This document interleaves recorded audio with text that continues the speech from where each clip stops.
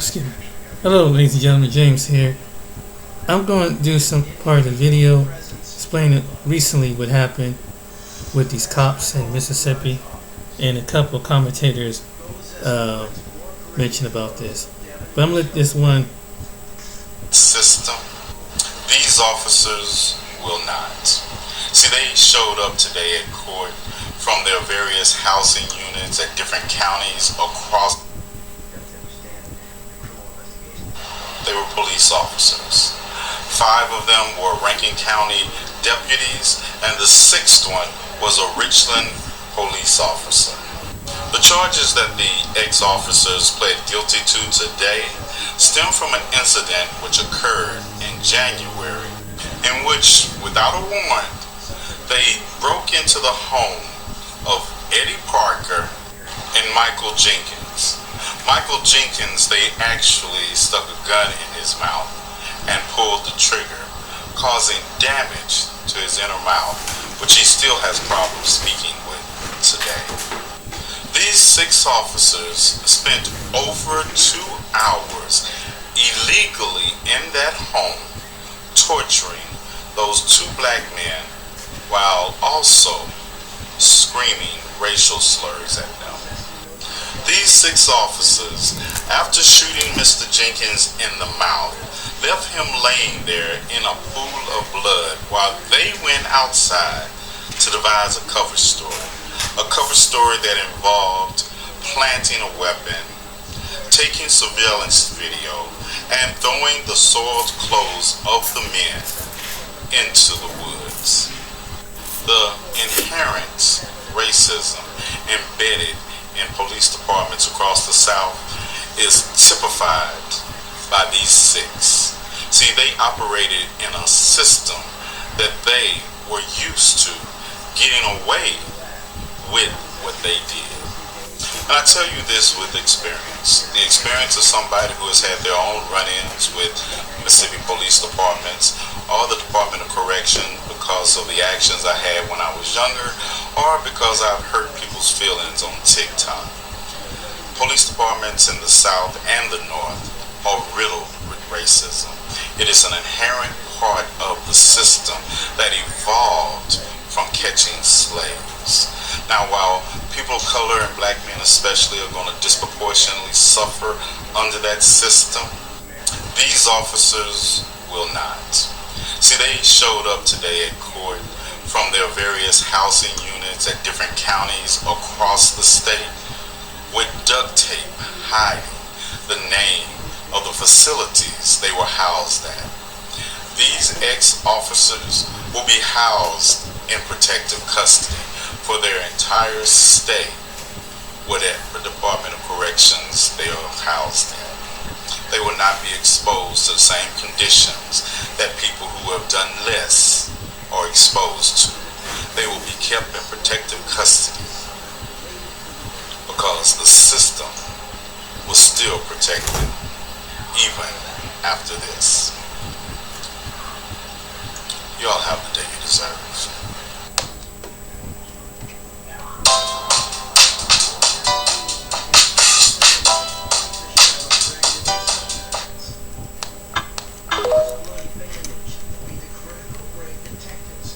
We have an update. Meanwhile, in Mississippi, word on the street is that a sheriff is ashamed. He's appalled and shocked that 5 of his former deputies have pled guilty to the torture of 2 black men. But don't believe me, just watch. Press play. Tonight, Eddie Parker and Michael Jenkins say justice can be served now that the 6 white Mississippi law enforcement officers who beat them for nearly 2 hours have entered guilty pleas. Finally gave up. I knew how it was to give up. It wasn't a surviving. It was a hoping I'll make it to the end.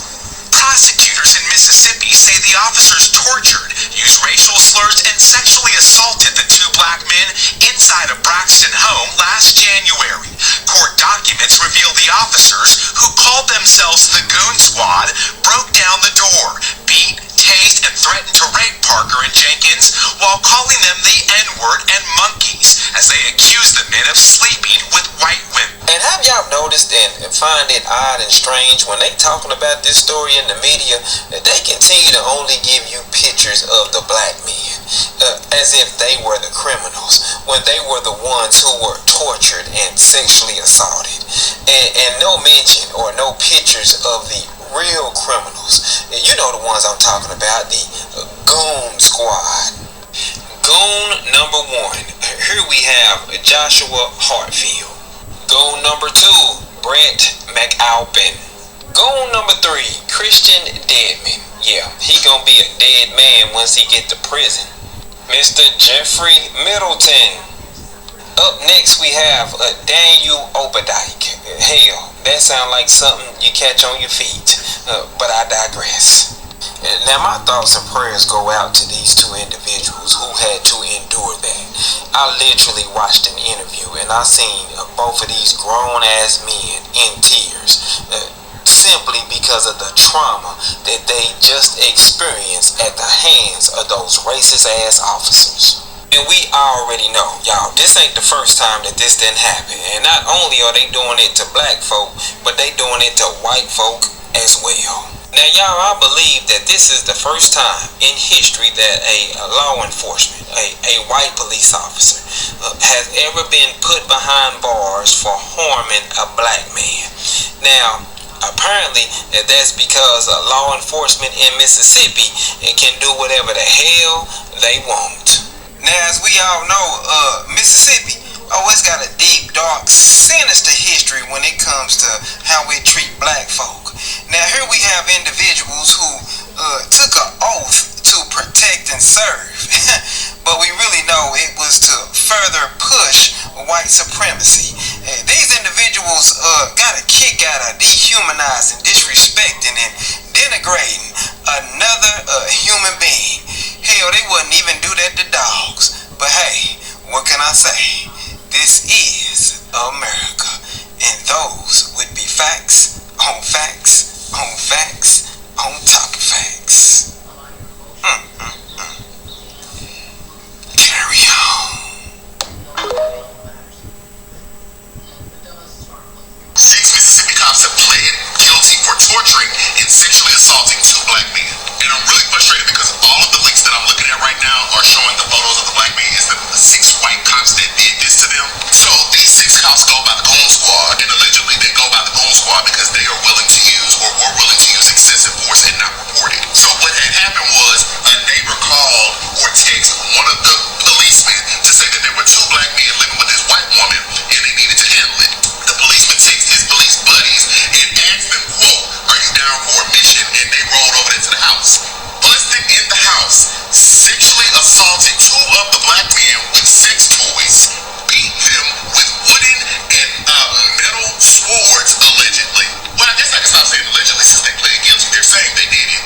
The torture lasted over an hour. They poured milk and syrup on them and then forced the 2 black men to shower together to get rid of evidence. One of them then stuck a gun in one of the black men's mouths and accidentally fired it, wounding the man. Then they tried to cover it up, thinking that it went too far because the man is shot now, and they tried to place narcotics on them to suggest that they were there for a drug bust. So let's just recap. Y'all didn't like that these black men was living with this white woman doing whatever they was doing, which really ain't none of our business. But you went in there and sexually assaulted them, you beat them, you shot them. Then to cover it up, you placed drugs at the scene to insinuate that there were some type of drug dealers or drug addicts. And you wonder why we filmed the cops? You wonder why there is a deep mistrust in law enforcement? And the fact that y'all felt so bold enough to even go over there and pull up on them like that suggests that y'all been doing this to other people. You have been beating and abusing your power. But what I need is the mugshots. That's what I need. Because every time I Google this story, I am seeing the 2 black men that endured the suffering. No, I want to see the 6 white cops that inflicted the torture and the sexual assault. I want to revisit the lynching of Michael Jenkins and Taylor Hill again. I don't think we understand what actually happened to our justice system. Prosecutors in Mississippi say the officers tortured. You could keep overpaying for commercial auto coverage, or you could get insurance from Bybird Prosecutors in Mississippi say the officers tortured, used racial slurs, and sexually assaulted the two black men inside a Braxton home last January. Court documents reveal the officers, who called themselves the Goon Squad, broke down the door, beat, tased, and threatened to rape Parker and Jenkins while calling them the N-word and monkeys as they accused the men of sleeping with white women. That was a fucking really bad softball. Let me restate. So the result is two black men that were detained in their own home for living with a white landlord. They were beaten within an inch of their life, waterboarded, tased, and raped with dildos before one person got shot clean in the mouth from cheek to cheek. Again, this is the end result. This is not the cause. The cause is a racist neighbor in Jackson, Mississippi knew he could call the local police, nicknamed the Goon Squad, to go premeditated lynching of his neighbors for living with a white lady. And we know it was premeditated because the caller and the cops had conversations about, one, where the house cameras were, and two, whether or not they would damage the face so they'd get some good mugshots and get away with everything else that they were about to do to these two men. Authorities say the officers tried to cover up their crime by planting a gun in the home and drugs on the victims after their so-called raid. The officers charged with several crimes, including civil rights violations and obstruction of justice. You didn't hear that wrong. For the crime of shackling two men in their own home, beating them within an inch of their life, waterboarding them, tasering them with 6 different tasers to find out which one was the strongest, and then eventually shooting one in the mouth from cheek to cheek. Oh, I forgot about raping them with dildos. For all of that, they got civil rights violations and obstruction of justice charges. Those charges are from the DOJ, as in they're federal, because when 2 people showed up to the hospital after a police encounter, one with a hole in their mouth, the state of Mississippi couldn't figure out a way to prosecute the 6 officers without DOJ's involvement. Let me simplify. The state of Mississippi, the DA, and their sheriff, Brian Bailey, was hoping that all this shit would go away. It took a $400 million lawsuit for the DOJ to step in and be like, what the fuck is going on? And then when they dug a little deeper, they already found 2 wrongful death lawsuits associated with the same 6 officers, so they figured these guys better plead guilty to something, otherwise they're gonna dig up more shit about the department. Again, the state of Mississippi doesn't have any other charges against these officers. They're withholding judgment because they're hoping you fucking forget about the shit, because they already have other wrongful death lawsuits from those same officers and the sheriff running that bullshit department.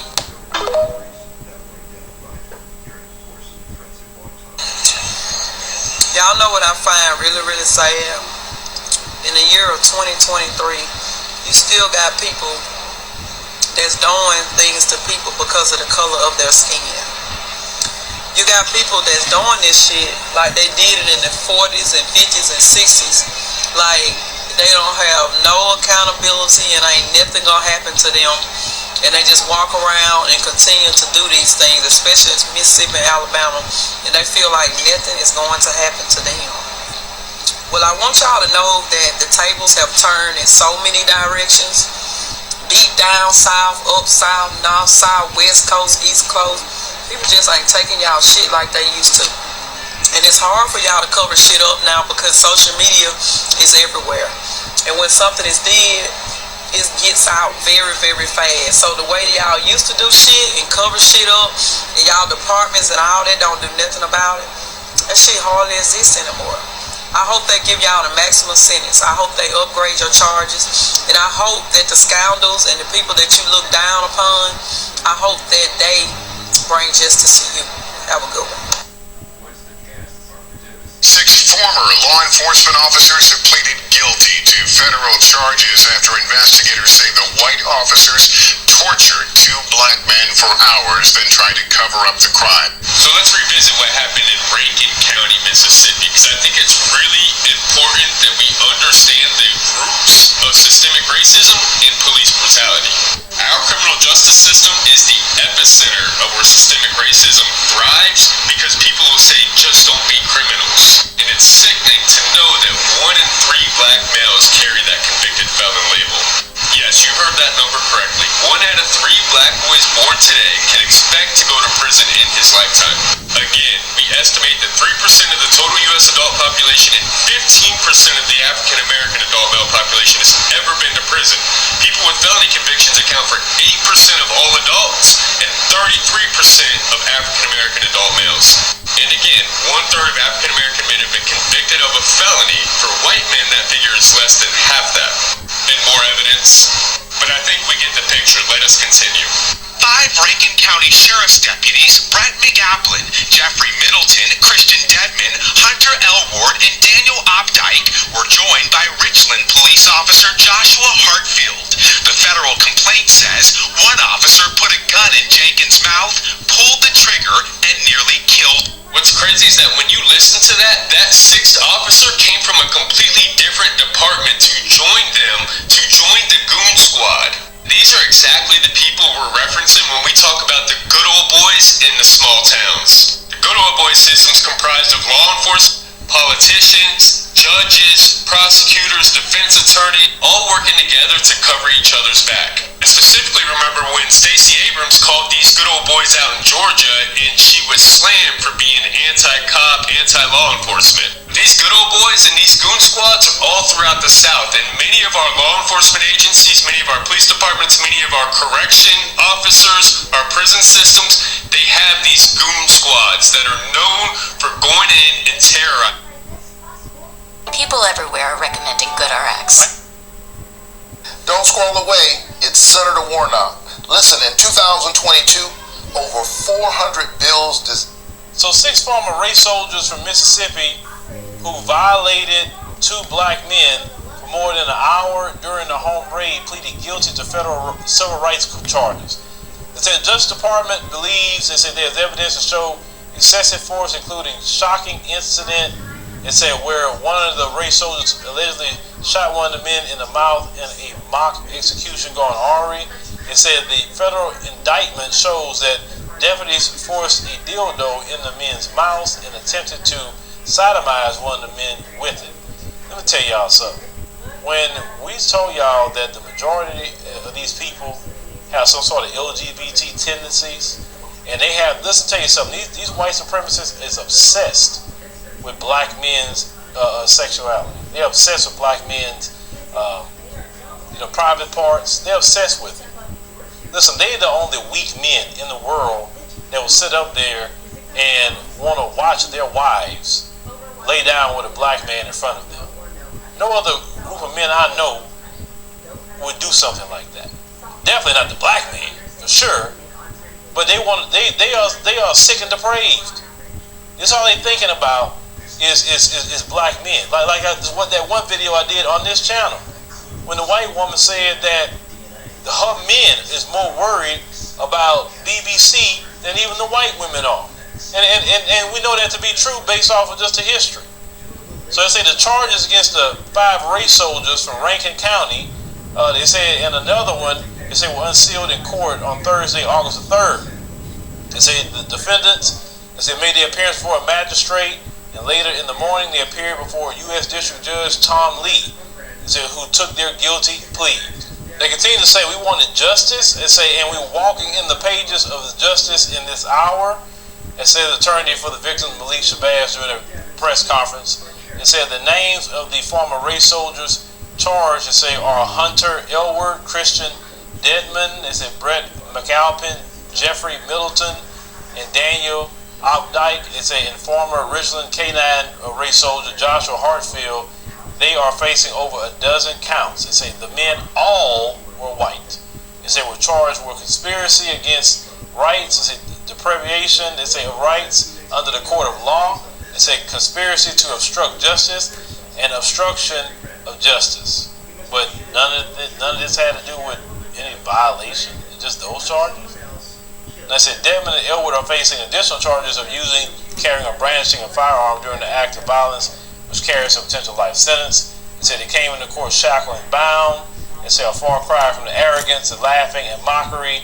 They say the heinous race soldiers did to the brothers on January 24th. So according to the incident, on January 24th, Michael Corey Jenkins and Eddie Terrell Parker, both black men, they say at a residence in Braxton, they say when deputies barged into the premises without a warrant, Jenkins and Parker had come to the attention of the self-styled goon squad deputy group because of a white neighbor had called McAlpin to complain that the black men were living with a white woman who owned the residence. After an unauthorized entry, it said deputies turned off their body cameras, said allegedly placing them in handcuffs, stunning Parker and Jenkins with tasers dozens of times, and poured milk, alcohol, and syrup on their mouths and faces. Now these race soldiers continued during the about hour and a half encounter They assaulted the men, they say, with a white flesh-colored dildos. Dedmon attempted to force a dildo into Jenkins' buttocks, to say, but he stopped after he saw the man defecating on himself. And say the incident reached its climax, say, when one of the deputies allegedly placed a gun inside Jenkins' mouth, pulled the trigger, and shot him. The document claims. They say the man would undergo surgery to have his tongue removed. Oh my God. So he lost his tongue behind this demon. They say after the abuse, said deputies forced the men to strip naked and shower together. Like they was LGBT. That was straight up buck breaking what they were doing. Straight up. Everything was there. I told you them people. What you remember that other police video where you got one of them race soldiers up there talking about trying to pat down and search a black man, and then he's fondling him. He's fondling him and then trying to put his finger in his rectum, and he did it in front of everybody. Say, hey, what the hell you doing? You know, like I said, they are just straight up LGBT predators. They're saying in February 2023, said the Justice Department initiated a civil rights investigation based on Jenkins and Parker's allegations. In June 2023, the two also hired lawyers and filed a federal lawsuit against Rankin County seeking $400 million in damages. The Rankin County Sheriff Brian Bailey said the deputies all been fired. It said it would later disclose that Hartfield was the sixth law enforcement officer involved in the raid. During the incident, he was off duty. He was subsequently dismissed from the position because he decided to participate in the abuse of two men. The prosecutors had advised the court to hold the defendants in custody until their sentencing in November, which could bring terms as long as 120 years in prison plus life for some in the group. It said the state also announced charges against the group on Thursday, and all six are slated to plead guilty to those charges on August the 14th. So it looked like with this case they moved pretty quick, but my thing is the brother lost his tongue behind these demons. My Lord, man. Just because you saying that, oh, he lived with a white woman. You know, see, and people from Mississippi, you tell me, because I never had much of a desire to go to that state. Not to say I won't go, but I just have never had much of a desire to. But can you tell me how, with that state having the most black people in it than any other state in the country, how do y'all have the most vile white supremacists there doing all the things they're doing? Because let's say a state like Texas, black people, we aren't the majority of Houston. We are a good percentage of it, but we don't have issues that are going on like that. Dallas, I mean, they don't have issues. The major cities, and maybe it's these little small, jackleg towns. Because I'm a firm believer. I don't like small towns because small towns equal small mentality. That's what I've seen over time. And small towns are these white supremacists.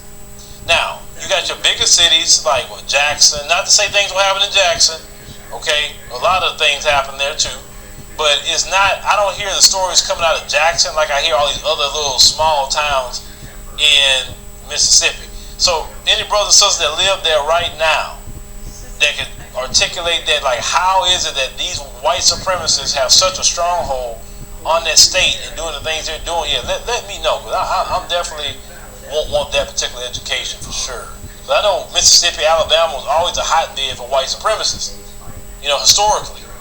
But today, we got the camera phones, we got all this stuff, and none of this stuff be caught. That's what I'm just curious about. Y'all need to record, post this stuff online, and let the people do their work. If y'all can't do it, let us do it. But let me know what y'all think. So when I transitioned to residential property management, I had more set hours, have my holidays, which means I have... This story is nothing but pure evil.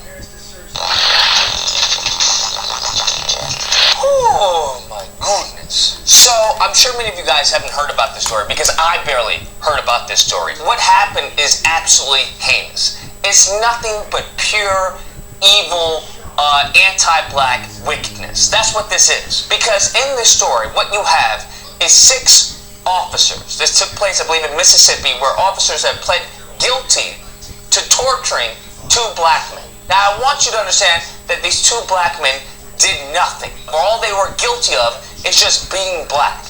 I kid you not. And these 6 officers took it upon themselves to torture them for no reason. How the story goes, because I was looking into it, and every paragraph got worse and worse and worse. So what has happened is that one of the officer's neighbor puts in a call, and they say, hey, there's 2 black guys at this white woman's residence, and it's suspicious. You know the typical, racist call. Oh, suspicious behavior. The same thing they got Elijah McClain for. Suspicious behavior. This is very suspicious, very suspicious. I'm surprised the person didn't call and say, they could possibly have a gun. I don't know, but you never know. They get this call in. Now, these officers, they call themselves the Goon Squad. Man, the police reform we need, every single time I hear stories like this, it gets me absolutely livid at Democrats and absolutely livid at Republicans. Because white liberals don't care and white Republicans don't care. Because if they did, these stories like this would not be happening. They would cease to exist. But nevertheless, I digress. The Goon Squad is on a group chat. And they're like, hey, you want to do a mission? So they go out to this white woman's house, and they make sure to not be seen on the cameras. Upon entering the house, because they don't knock, they just barge right in. No warrant. Completely illegal, okay? Completely illegal entry. They barge right in. They see the 2 black men. Now, one of the black men was there helping and assisting the woman at the residence. The other one was staying there temporarily. These officers barge in and immediately start asking the 2 black guys, where are the drugs? I kid you not. This is all documented. They just ask him again. He shoots a wall and says, where are the drugs? Now the black man is like, yo, there are no drugs. Like, what are you talking about? They then go on to start tasering these 2 black men. Tasering and tasering and tasering and tasering. One of them finds a dildo in the other room and threatens to sexually assault them. He starts smacking them with the dildo and everything. Then you had the officer put one of the black men on his knees and puts the gun in his mouth and squeezes the trigger. Okay? Luckily for him, it doesn't kill him, but goes through his mouth, fracturing his jaw and going out of his neck. This isn't 1960s. This isn't the 1950s. This is happening in 2023. All right? So when you hear these ignorant white conservatives, or just hear them spew this stupidity, right? What are you talking about? We're all Americans, and and black people have nothing to worry about. You guys have it good here. And then when you hear this ignorance and juxtapose it with what is actually happening in present day, this is a real life story. So after they do this, they then throw them on the ground, start pouring alcohol and a syrup on them. Just weird, demonic behavior, okay? As I've said, a lineage of evil. That's what many of these individuals have, a lineage of evil. And this is a manifestation of that evil, because that's how they feel. They feel many of these police officers are nothing more than just slave catchers. That's really what they are. They are not here to protect and serve us. Especially, they're not here to protect and serve anyone, to be honest with you, except the elites, except those who are in positions of power. They're not here to protect American citizens, and they sure as heck not here to protect black Americans, because they don't even view us as American citizens. Based off of this, they don't even view us as human. They're still treating us like cattle. After they do all this very perverse behavior and just cruel torturing of these 2 innocent black men, they then have them take a shower to erase the evidence. I kid you not. They start removing the shell casings and then try to create a story in order to put down on the paper, right, of what happened, what transpired. And they talk about how they're going to plant a gun. This is what law enforcement is talking about. After they just tortured these 2 black men, talking about, hey, we're going to plant a gun, but instead they choose to use the BB gun that they found and say, hey, he fired at me. And then they go and threaten the other officers. 2 officers threaten the other 4, talking about, hey, you tell anyone, I'll kill you. This is law enforcement. I want you to understand how needed police reform is. I just don't know what to tell you. We've had incident after incident after incident after incident. Sure enough, these 2 black men are now suing. And I hope they win. because, you know, all the officers that pled guilty. I just have to, listen, I'm not making it racial, I'm just making an observation. Can you please tell me any incident where if the tables were flipped, we just flipped the races, where it was 6 black officers and 2 white men. And these black officers were torturing these 2 white men just because they were white. And then try to cover it up. Can you please show me any incident like this? Because I haven't found any. I have yet to find one. And during this torturing, they're calling them a whole bunch of racial slurs. Calling them a whole bunch of names and racial slurs. This is an inferiority complex. That's what this very much stems from. It's an inferiority. It's not about white supremacy. It's about white inferiority that some of these monsters and these evil, wicked people have. So we need more black people in law enforcement. We need more black people in the judicial system. We need more attorneys, more lawyers. All right? That's what we need. We need more black people on the jury. So, because if we don't, you're going to give power to these monsters. That's what you're going to do. You're going to give power to people who do not like you. That's what you're going to do. And that's why I say all officers are corrupt. You can't show me one good officer. You can't show me one. Because the good officers are suppressed by the corrupt officers around them. That's what happens. One bad apple spoils a whole bunch. So when you have these ignorant white conservatives on the right, or the bootlicking Sambos, or the conservatives who constantly are jerking off law enforcement, back the blue and everything, it's so un-American, I don't know what to tell you. It's the most un-American thing I can imagine. The most un-American, anti-black thing I can imagine, when they speak so highly of a system that is slaughtering their citizens. Anyways, guys, that's the video. Let me know what you guys think. Whether or not you think, there's just only a couple bad, okay, all right? Majority of them are good. You have to understand that. That's what you need to understand. And not all of them are bad. Or if you have belief, listen, all it takes is one, bro. That's all it takes. All it takes is one corrupt department, one corrupt officer, 5 corrupt officers, and then it goes on and on. Because what it leads to is the wall of silence.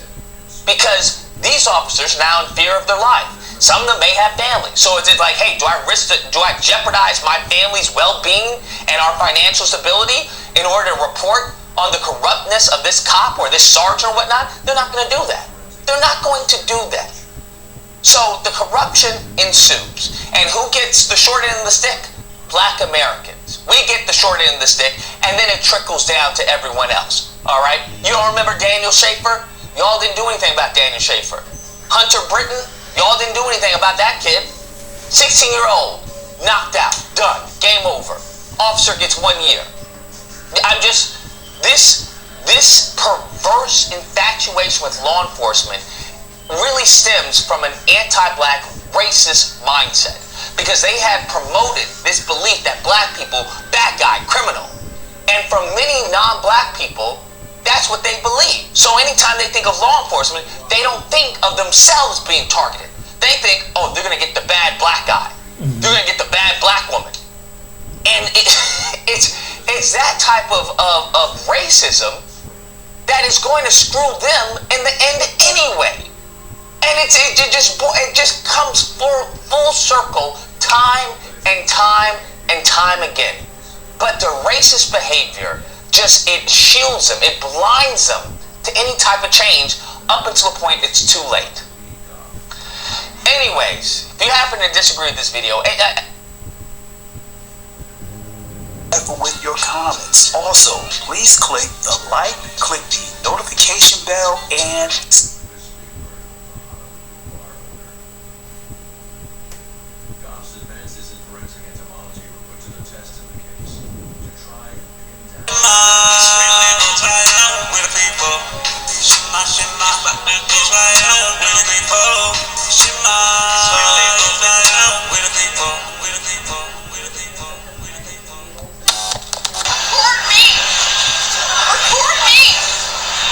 Record me!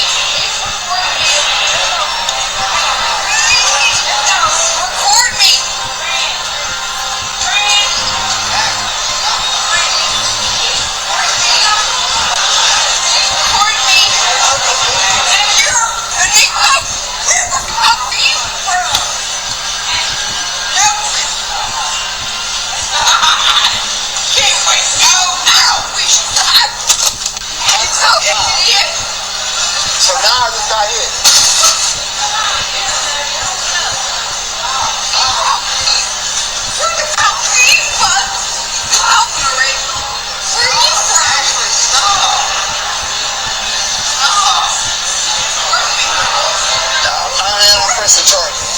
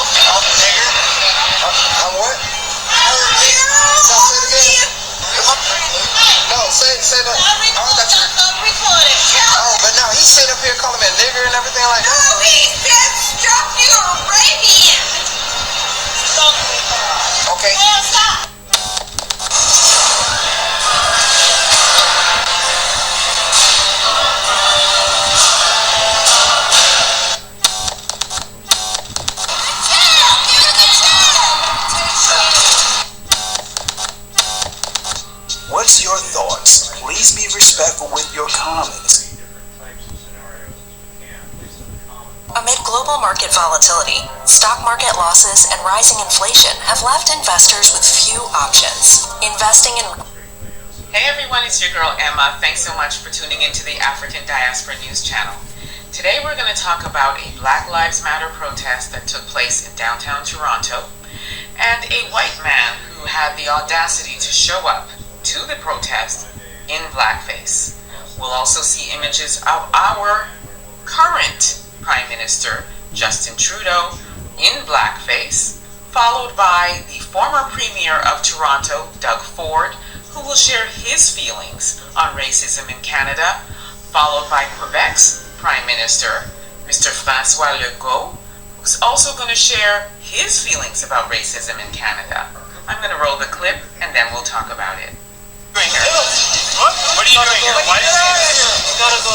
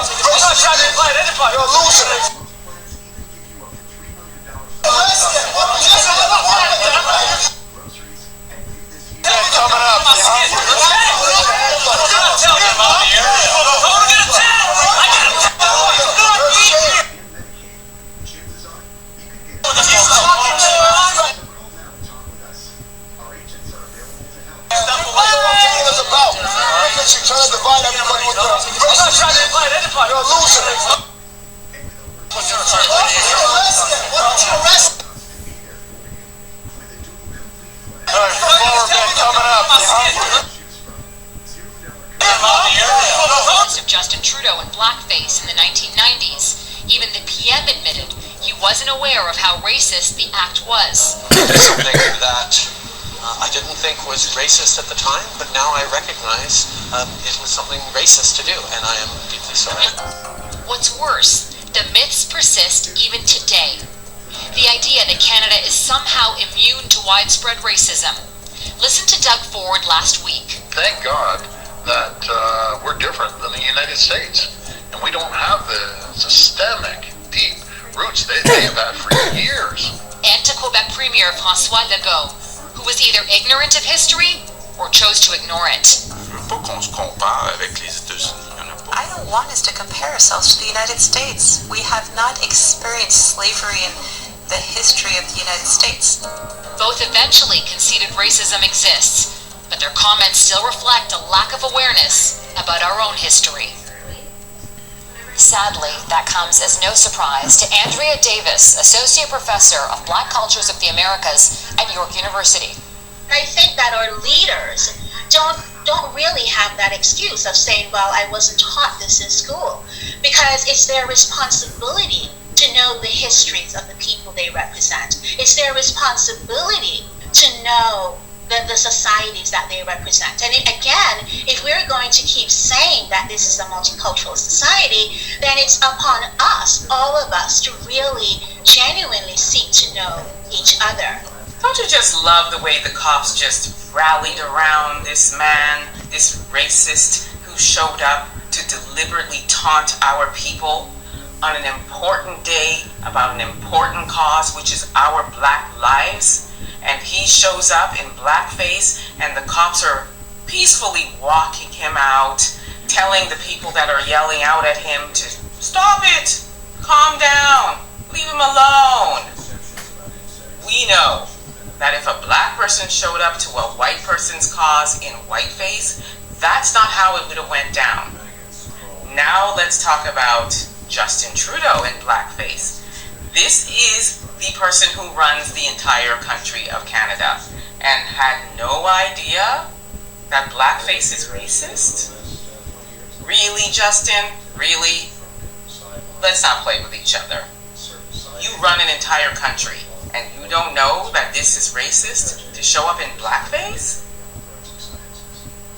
Let's talk about Doug Ford. Hey, Dougie, really? There's no racism in Canada, and it's not like the United States. It's not as bad as the United States. Come on. And then let's talk about François Legault. Really? Everybody's saying that it's not as bad as the United States. The deep-rooted racism is not like the United States. No, it's worse. I'm calling cap on all three of them. These are people who run countries, run cities, and you have no idea about the racism? It must be nice to not know about your white privilege and your ability to be in white spaces and just be totally unaware of your whiteness. It's a lie. I don't buy it for one moment. And shame on them for saying that. And Sister Andrea Davis is correct. It is their responsibility to know the history of our people. Although I still don't believe that they don't know.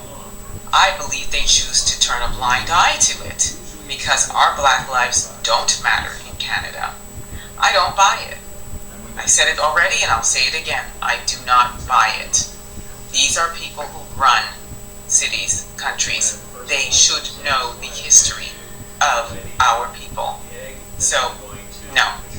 It would behoove you, however, if what Sister Andrea feels is correct, that they really don't know or are unaware, it would behoove you to know if you're going to be running cities and countries.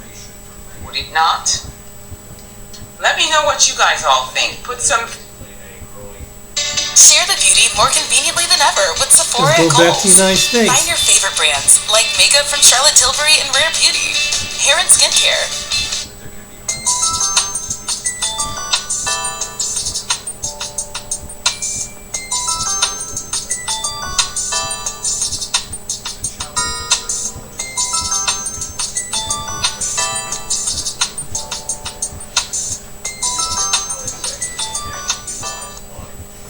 Clearly, America is not a racist country. Ladies and gentlemen, many of you might remember the FedEx driver that was shot at by two white hillbillies. Many of you, and this happened in Mississippi. Well, I guess they cleaned up. They got haircuts and everything. Well, it was a mistrial. Nobody should be surprised. This is Mississippi, y'all. Okay, it's Mississippi. Let's not forget about their reputation.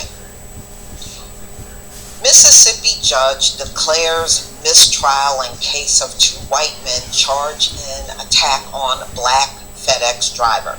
Now, if you remember, because I did this story, it was said that that police chief was related to them. And he tried to deny it, but the people that lived around in that area says, no, they are related. And trust me, that had a lot to do with this. It had a lot to do with this. So a Mississippi judge declared a mistrial Thursday in a case of two white men charged in an attack on a black FedEx driver who was making a delivery. Brandon Case and Gregory Case, and if you remember, the police chief had that same last name, Case, are charged with attempted first-degree murder, conspiracy, and shooting into a vehicle driven by DeMontario Gibson. And this happened January of 2022. Gibson, who is now 25, was not injured, but the chase and gunfire that led to complaints on social media of racism in Brookhaven, about an hour's drive south of the state capital of Jackson, Mississippi. So this judge that declared a mistrial, he should be removed from the bench as far as I'm concerned. His name is David Strong. That's the name of the judge. Said he made the mistrial decision because of errors by the Brookhaven Police Department detective. Oh, you mean the same one where their relative was a police chief? They made an error? On Wednesday, the judge ended day's sessions early after Detective Vincent Fernando, he acknowledged under oath while the jury was out of the courtroom. Oh, well, why did you put him under oath without a jury being there? I'm just saying. He had not previously given prosecutors or the defense attorneys a videotape statement police had taken from Gibson. The judge said the officer also improperly testified about some guns that were found at the home of one of the men on trial and about gun shell casings found outside the home. Now remember, he got this cop, who is sound like Latino, on the stand with no jury in the room. They made sure the jury was not in the room when all of this was said.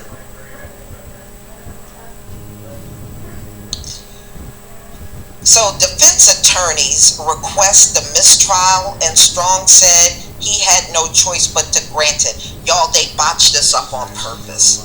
Like I said, the former police chief was related to these guys. Got the same last name, Case. They did this on purpose. This was a deliberate act. Terrell Stubbs, the defense attorney for Gregory Case, declined to comment. Gregory and Brandon Case remained out on bond. Sharon McClendon, Gibson's mother, burst out loud in court. I know that is very upsetting. Your son got shot at, and you are sitting in a courtroom that is clearly letting you know, sending you a message, they are not going to do anything about it. They're not going to do nothing.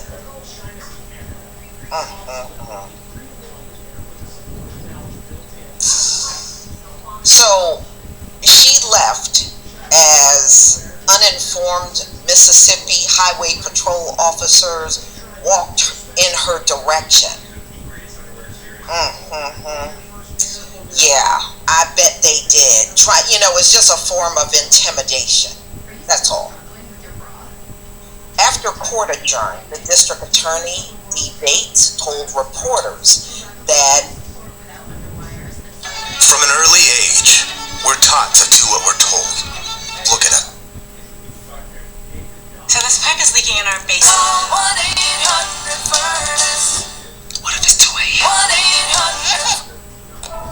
Many of you have heard the phrase before, if you blink, you'll miss it. Well, this is one of those stories where your eyes could have been peeled wide open and you would have had a better chance at locating Waldo inside of a candy cane shop before discovering the story or the person that I'm about to talk about in this video. Now, I don't know how long this video is going to be, because what I'm going to talk about involving this individual by the name of Christopher Polas is expanded over 3 articles. The first article that I'm going to read to you is basically giving you an introduction to who Christopher Polas is. The second one is going to talk more about an update of where he is now and what he's doing. Like, a lot of people, what he's doing was completely under the radar until someone was able to grasp what he was doing and turn it into a story. And the third article, which is probably the lengthier of the 3, is going to expound more on the second article. But I'm going to start with the first one, and we're going to move on from there. Christopher Polas, and by the way, this first article is from December of 2022, so I'm going back and then I'm coming forward. A neo-Nazi and extremist influencer on encrypted messaging apps is living in Maine, according to reporting by Vice News. Vice was able to identify Polas and a crowd of National Social Club 131 members who showed up and marched around Kennedy Park in Lewiston in October. The showing, according to bystanders, was confusing as not many know about the group. It was very concerning to see this display of hate, Julia Harper of Lewiston said. Vice News reporter Ben McCook, who covers national extremism, said this big showing of a neo-Nazi group should raise concern among Mainers. Even this many men showing up and doing that, it's my experience on this beat, that's never good, and I think people in Maine and in New England should take notice, McCook said. If you think this kind of thing can't happen in your state, it will, and if it can, if there is nothing to resist against it.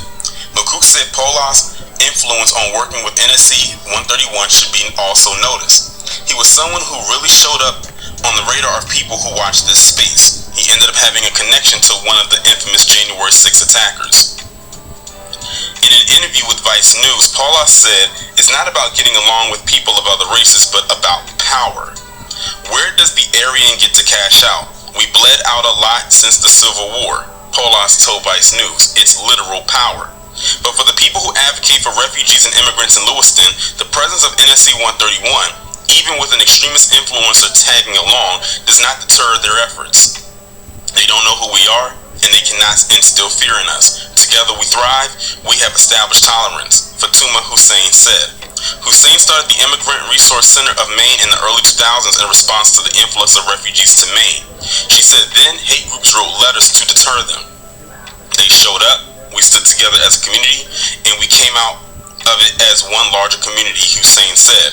"We came from the war-torn backgrounds, and we have a second chance of life. This group and the noise they make does not do anything to us." On October 18th, Lewiston City Councilors voted to approve a resolution which they said condemned the presence of the neo-Nazi group. The resolution passed explicitly states we reject white supremacy, condemn white supremacists, and repudiates neo-Nazi groups. Lewiston has no appetite for such heinous acts displayed by these hate groups. Angeline Amores, the marketing director for the city of Lewiston, said. But Mayor Shalene said the councilors approved a watered-down version of the original resolution he proposed. "I am deeply disappointed with the amendment that was passed last night. This shouldn't have been a debate. Council members should have clearly denounced neo-Nazism and white supremacy without watering down the resolution's original clear message. Our entire city, and particularly the people targeted by the neo-Nazi group, deserves better," Shalene said in an email to News Center Maine. The resolution passed did not state any legal action against the neo-Nazi group. Police told News Center Maine there is nothing they could do about the march, as they said it did not infringe on anyone's safety. So as you can see, they basically are getting away with something already. And mind you, it's a reason why they chose Maine. It's a reason why they chose Maine, which is actually going to segue me into the next article. So the last article that I read was from December of 2022. Now we're leaping all the way forward to August 1st with this article right here. This article was posted August 1st and it was actually updated on August 2nd. And by the way, I'm recording this video on August 4th. It says, neo-Nazi buys Penobscot County land to build white supremacist community. This is the same area that he was in back in December from the article that I just read. When it comes to the neo-Nazi extremist movement, Christopher Paulos is considered a man with a significant following. Speaking to his followers on the social media app Telegram, he documented his move to Maine and his desire to recruit white people to live and build a community there with him. There will likely not be another chance in my lifetime to fight alongside other NS men against a multi-ethnic invading empire to defend an almost all-white nation. Starting in 2023, Paulos had purchased land in the town of Springfield. County records show he purchased about 10 acres of land for $25,000. He told the Southern Poverty Law Center he has around 100 acres under the construction with the hopes of building homes and facilities for training. He moved from Texas to Maine to try and build this group. Jeff DeShauser, a senior research analyst at the Southern Poverty Law Center, said, "What they are doing at the camp right now is building it. They're clearing trees and making space to build a structure." News Center Maine reached out to Paulos over email but did not hear back.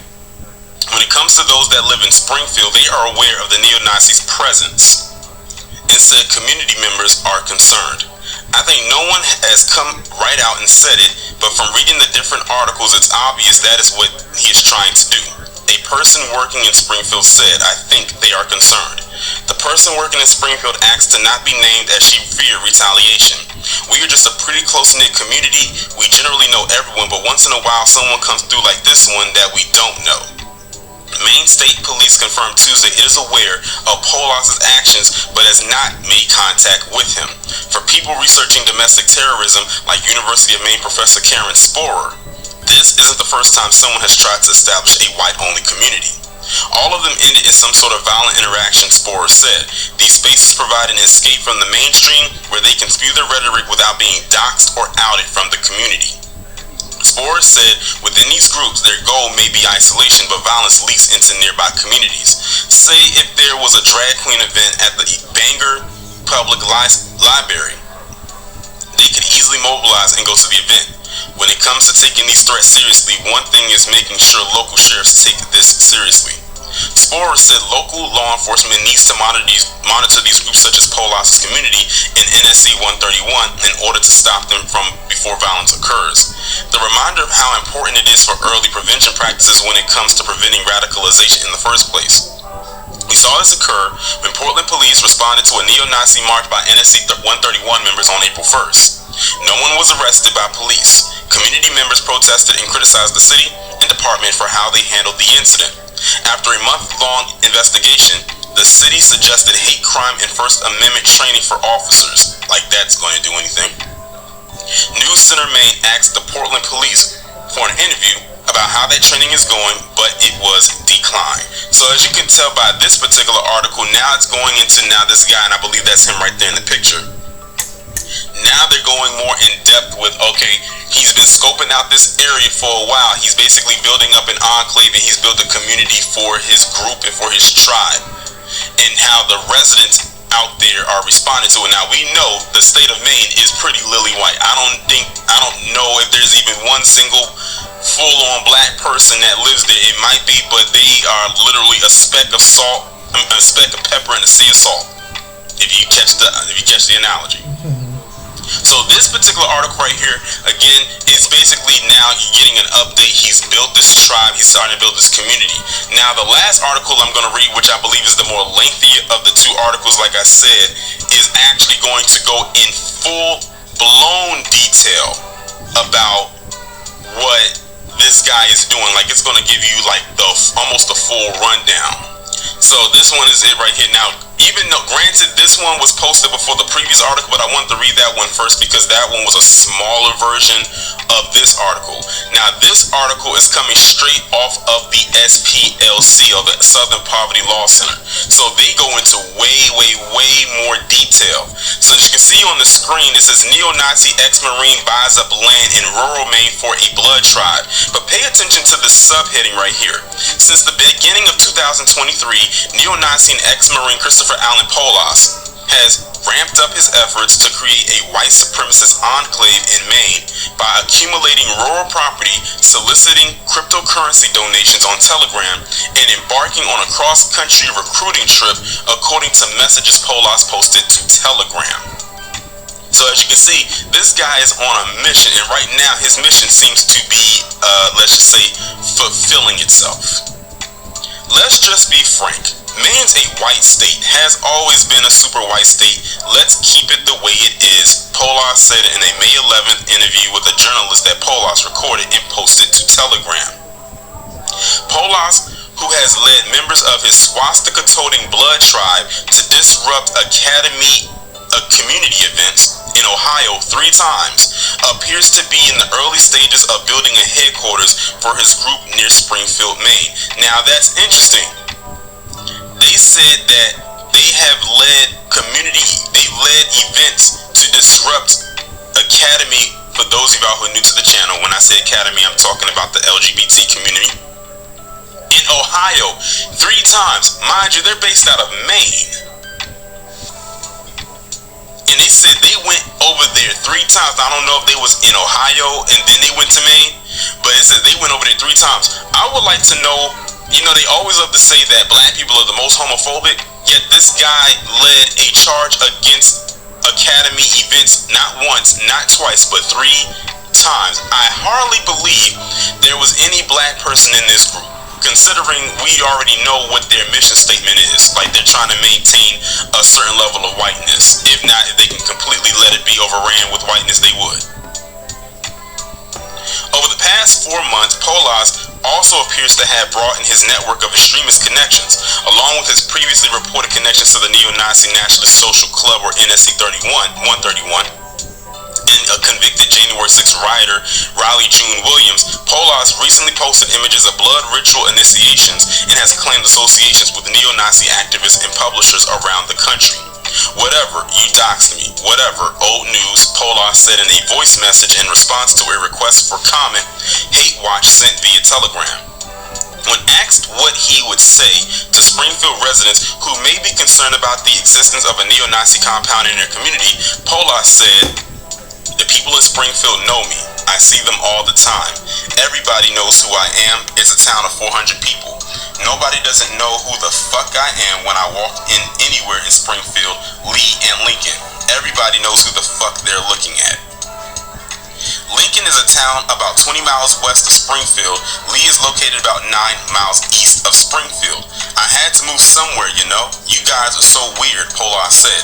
Google breaking news. Nazi buys a piece of property. Tell everybody, run the presses, he owns property. What the fuck do you expect me to do? What do you expect me to go?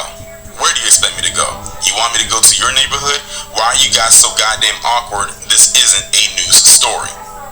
Polas, this guy's so emboldened, he's telling them, to basically back the hell off, and they just, go with it and try it.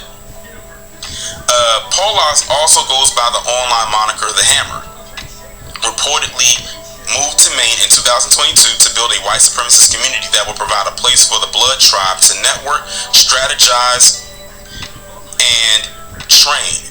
In a video Polas posted on Telegram on January 20, 2023, he updated his followers on his plans to build a headquarters for his. Polas claims in the video that the Blood Tribe has more than 120 acres already, including a 10-acre spot he describes as the main camp. All the land is apparently north of Bangor, Maine, which is ideal for its remoteness, according to Polas' account in the video.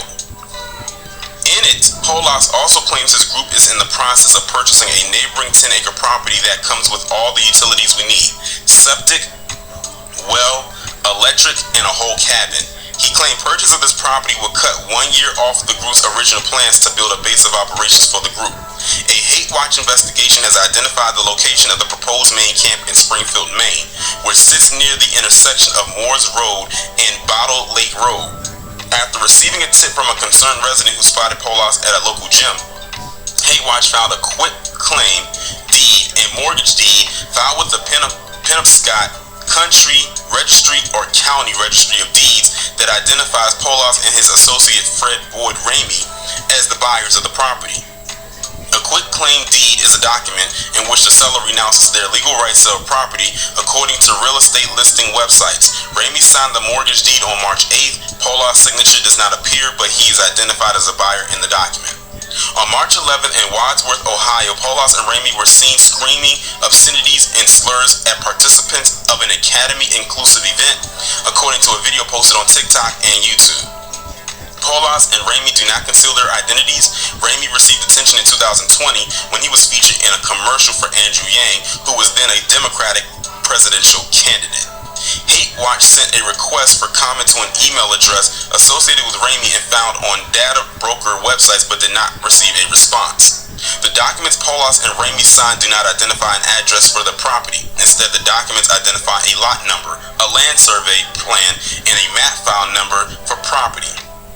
The document shows that Polas and Ramey paid $25,110 to purchase a 10.6-acre property, which is identified in the document as Lot 3 in the Dead River Company survey plan of South Springfield Subdivision 2.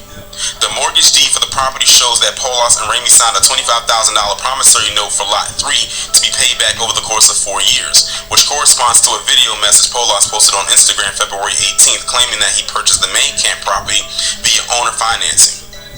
According to Forbes, owner financing provides a faster way for sellers to close a sale while helping people who don't qualify for just traditional mortgages buy property. In other words, Polas and Ramey are paying for the property in installments over a period of 4 years that began in March 11, 2022, according to the document. The exact terms of the owner finance mortgages do not appear in the document. After locating the deeds, Hate Watch then found the survey plan and map filed in 1989 with Penobscot County. The Dead River Company survey plan of South Springfield Subdivision 2 delineates several lots, including a Lot 3, which is the lot number listed on the deeds Polas and Ramey signed. The survey plan also identifies 2 roads that were renamed in the 1990s in an effort by the county to make 911 emergency calls easier to dispatch, according to the Penobscot County Assessor's Office. According to the survey plan, the main camp for the Blood Tribe is located at Lot 3 on Moores Road. Real estate listings for this property are online, including a description of the 10.6-acre property, which is the exact lot size identified in the deeds Polas and Ramey signed. The planned main camp also appears to be observable using imagery from Google Earth that was updated in 2023. On Google Earth, a clearing in the trees is observable, as is a work truck, which corresponds to the January 20th video message Polas posted on Telegram claiming he was starting to cut down trees on the property. In video and audio messages Polas posted to Telegram, he explains his goal for the camp is to build residences and communal spaces on the property for members of his neo-Nazi group. According to photographs posted to Telegram over the past year, Polas and members of his neo-Nazi group have slept in tents when visiting the property overnight. Polas' main residence is currently off-site in an undisclosed location. In the January 20th video posted to Telegram, Polas claims to be in the process of acquiring a neighboring property to the main camp. However, a recent search of property records does not show Polas or any of his associates buying an adjoining property. How Polas or Ramey can afford to purchase land in Maine is unclear. Polas is widely known within the white supremacist movement as a tattoo artist, and he claims to earn enough income to live comfortably. For instance, in July 2022, Polas posted a photograph of a skull and bones he tattooed on John Menadeo's left arm. Nazis appropriated the skull and bone symbol, which is known as the Totenkopf, the German word for skull. It is now used within the white supremacist groups. Menadeo, who is also known as Handsome Truth, is the leader of the Goyim Defense League, an anti-Semitic hate group known mostly for screaming on street corners at people as they perceive as Jewish, as well as posting anti-Semitic flyers and banners. And that goes back to another particular group, a certain group, them folks who love to say black people are the most anti-Semitic. I swear they put whatever they can, that whatever label they put on us usually should be attached to another group, such as this one that I'm talking about right now. On January 18th, the day before Polas created his latest channel on Telegram, the SPLC Intelligence Project Data Lab found that someone set a Bitcoin payment worth $208.71 to NSC-131, a neo-Nazi hate group based in New England that Polas has recently worked closely with since moving to Maine.